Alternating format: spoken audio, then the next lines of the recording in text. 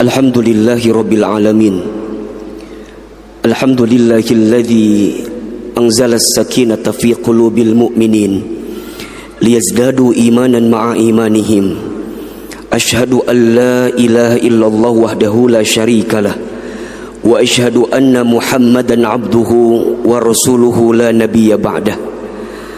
Allahumma salli wa sallim ala rasulillahil karim Sayyidina wa syafi'ina wa maulana Muhammadin sallallahu alaihi wasallam wa ala alihi wa ashabihi wa man tabi'ahum bi ihsanin ila yaumiddin. Fa ya ibadallah, usikum wa nafsi bitaqwallah faqad fazal muttaqun. Faqala Allah ta'ala fil Qur'anil Karim, a'udzu billahi minasy syaithanir rajim. Bismillahirrahmanirrahim. Ya ayyuhalladzina amanu taqullaha haqqa tuqatih wa la tamutunna illa wa antum muslimun. Shadaqallahul azim wa shadaqa rasuluhul karim. Amma ba'd. Alhamdulillah, segala puji dan syukur kita panjatkan kepada Allah Subhanahu wa taala yang pada kesempatan hari Jumat ini Allah lembutkan hati kita, Allah ringankan langkah kita, Allah berikan kesempatan kepada kita untuk menunaikan sholat Jumat berjamaah. Semoga setiap langkah kita menuju ke masjid ini menjadi wasilah Allah hapuskan setiap dosa-dosa kita. Dan kita berharap kepada Allah, semoga dengan sholat Jumat yang kita tunaikan kali ini, Allah angkat derajat kehidupan kita, Allah muliakan siapapun di antara kita. Dan jika ada di antara hadirin sekalian yang sedang punya masalah, sedang punya persoalan, semoga Allah tunjukkan jalan keluar terbaik atas setiap persoalan yang sedang kita hadapi. Dalam kesempatan khutbah Jumat kali ini, khatib berwasiat khusus untuk diri khatib pribadi dan umumnya untuk jamaah sekalian, agar kita senantiasa terus menerus untuk meningkatkan keimanan dan ketakwaan kita kepada Allah Subhanahu wa taala. Karena sungguh, siapa orang yang paling mulia di hadapan Allah? Ternyata yang paling mulia bukan orang yang paling kaya hartanya, yang paling mulia bukan orang yang paling tinggi jabatannya, yang paling mulia bukan orang yang paling terkenal namanya, tapi yang paling mulia di hadapan Allah adalah dia yang paling bertakwa dalam kehidupannya. Sebagaimana Allah berfirman, a'udzubillahi minasyaitonir rajim, inna akramakum indallahi atqakum. Sesungguhnya yang paling mulia di antara kamu sekalian adalah orang yang bertakwa dalam kehidupan. Semoga setelah sholat Jumat kali ini kita menjadi pribadi yang semakin bertakwa di hadapan Allah Subhanahu wa taala, sehingga pada akhirnya kelak saat kita kembali kepada Allah, kita membawa bekal ketakwaan kita sebagai bekal terbaik untuk berjumpa dengan Allah Subhanahu wa taala. Amin ya rabbal alamin. Hadirin jamaah salat Jumat yang dicintai Allah Subhanahu wa taala, setiap kita pasti ingin hidupnya selamat. Dan ketika dia selamat, dia ingin selamatnya bukan hanya di dunia, tapi juga dia selamat sampai ke surganya Allah Subhanahu wa taala.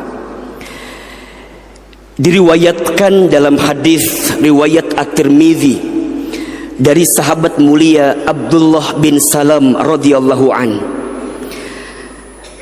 ada 4 sikap atau ada 4 amalan yang akan membuat kita masuk ke dalam surga dengan selamat.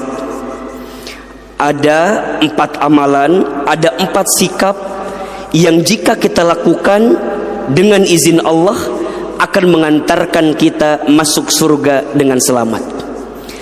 Apa di antara 4 sikap itu? Yang pertama, kata Nabi, afsus salam, tebarkan salam. Jadilah orang yang senantiasa menghadirkan keselamatan kepada siapapun. Lisannya terjaga, pikirannya baik sangka, tidak sinis, tidak pesimis, tidak suka memponis. Kenapa? Iya, karena kehadirannya menjadi sumber keselamatan bagi siapapun. Ketika dia menatap setiap orang, dia menatap dengan penuh rahmat kasih sayang. Ketika dia bergaul dalam kehidupan, maka dia pastikan dirinya menjadi sumber keselamatan bagi orang lain. Ketika dia bicara, sangat hati-hati. Kenapa? Karena khawatir menyinggung perasaan orang lain. Ketika dia bersikap, sikapnya sangat hati-hati. Kenapa?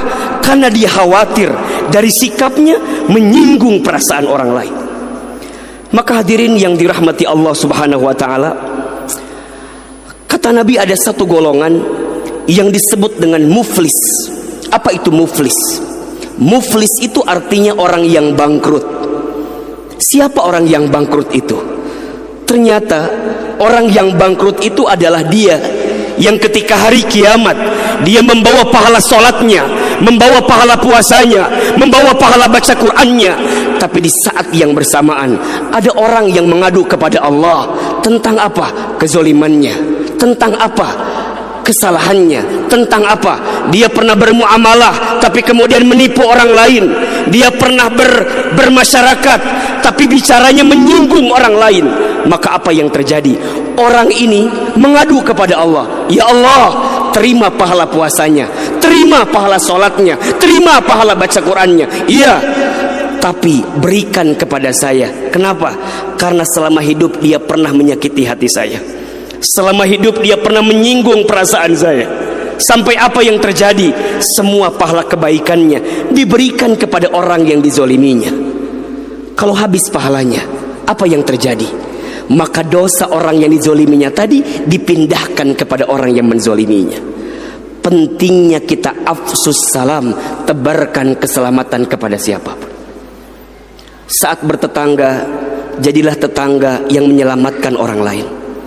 Saat kita di perusahaan menjadi atasan, jadilah pemimpin yang menyelamatkan anak-anak di bawah kita. Saat kita berada di bawah, jadilah seorang karyawan yang menyelamatkan pimpinannya, saling menyelamatkan di antaranya. Dan itulah sosok muslim yang baik.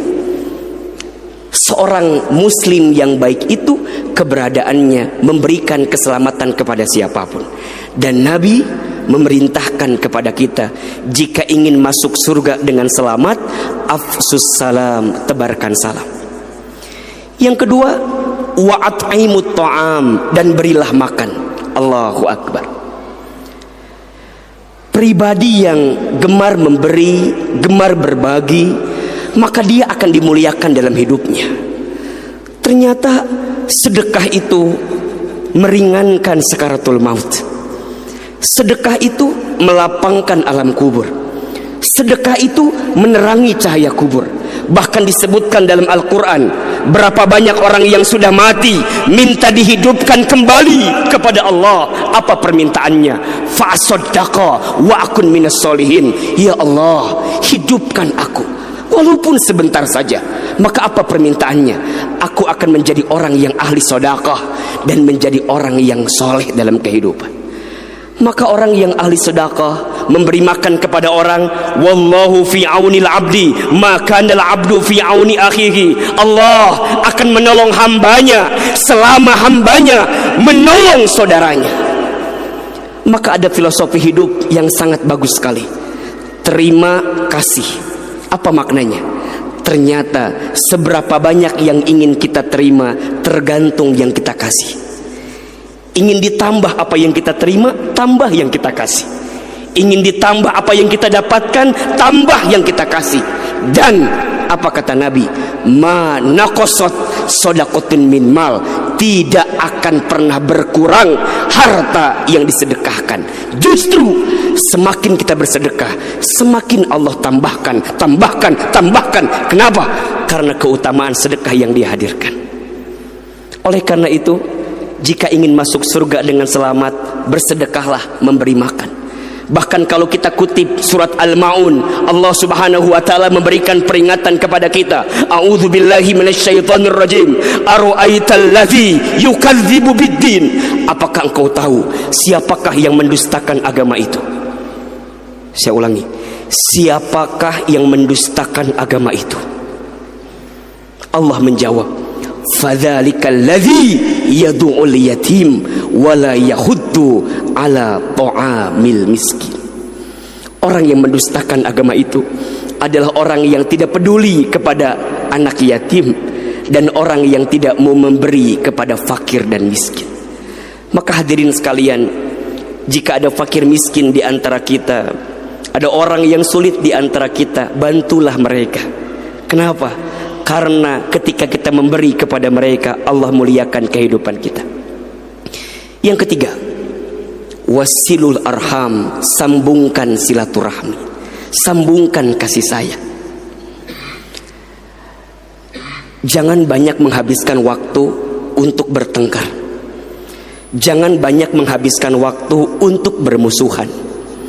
Nabi SAW memberikan satu kabar gembira kepada kita, orang yang punya kasih sayang dalam hatinya.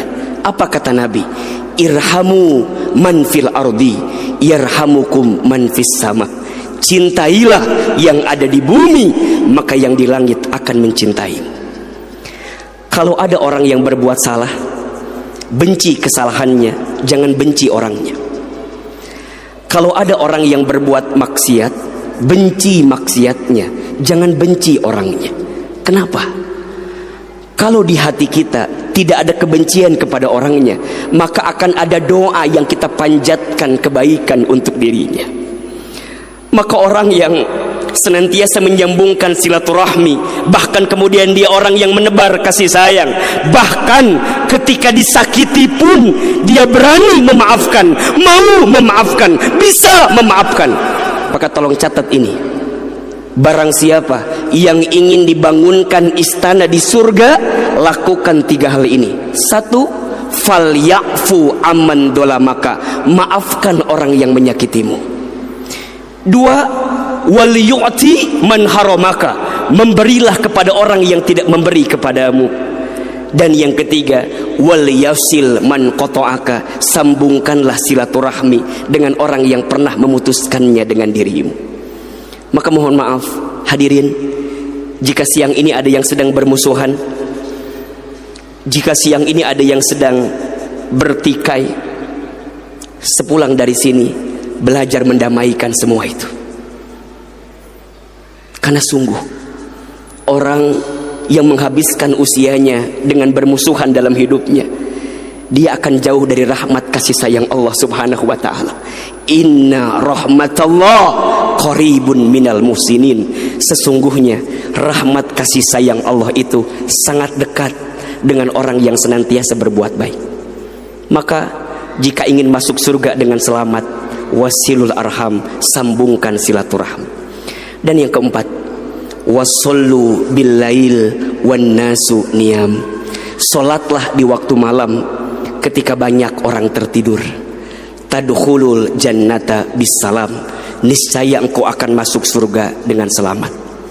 Hadirin yang dirahmati Allah, jika ada di antara kita yang sedang sulit, solat tahajudlah. Jika ada di antara kita yang sedang susah, solat tahajudlah. Jika ada di antara kita yang sedang punya keinginan, punya harapan, solat tahajudlah. Kenapa? Iya, karena solat tahajud itu solat yang akan mengantarkan kemuliaan kepada setiap orang. Surat Al-Isra ayat 79, Allah berfirman, a'udzubillahi minasyaitonir rajim, wa minal laili, dan di waktu sebagian malam, fatahajjad bihi, maka bangunlah, dirikan salat tahajud, nafilatan laka, niscaya itu akan Allah tambahkan untuk dirimu. Apa? Asa ayyab asaka rabbuka maqamam mahmuda, Allah akan mengangkat orang yang ahli tahajud tadi maqamam mahmuda, ke tempat yang paling mulia. Di setiap sepertiga malam Allah turun ke muka bumi, kemudian Allah mengunjungi hambanya. Allah melihat mana hambaku yang sholat tahajud. Jika mereka banyak dosa, mereka minta ampun kepada Allah, maka Allah ampuni dosanya. Jika mereka sedang sulit, mereka minta kepada Allah, ya Allah berikan kemudahan di balik kesulitanku, maka Allah mudahkan kesulitannya. Siapa yang punya harapan, punya keinginan bangun sholat tahajud, maka Allah akan ringankan, lapangkan apa yang menjadi kemudahan dalam hidupnya. 4 amalan yang akan mengantarkan kita masuk surga dengan selamat. Kalau masuk surga aja selamat, apalagi di dunia. 1. Afsus salam, tebarkan salam. 2. Wa'at'imut ta'am, berilah makan. Wasilul arham, sambungkan silaturahmi. Wasullu billail wan nasu niyam, salatlah di waktu malam, di saat banyak orang tertidur. Barakallahu li wa lakum fil Qur'anil Karim wa nafa'ani wa iyyakum bima fihi minal ayati wa dzikril hakim. Aqulu qawli hadza fastaghfiru innahu huwal ghafurur rahim.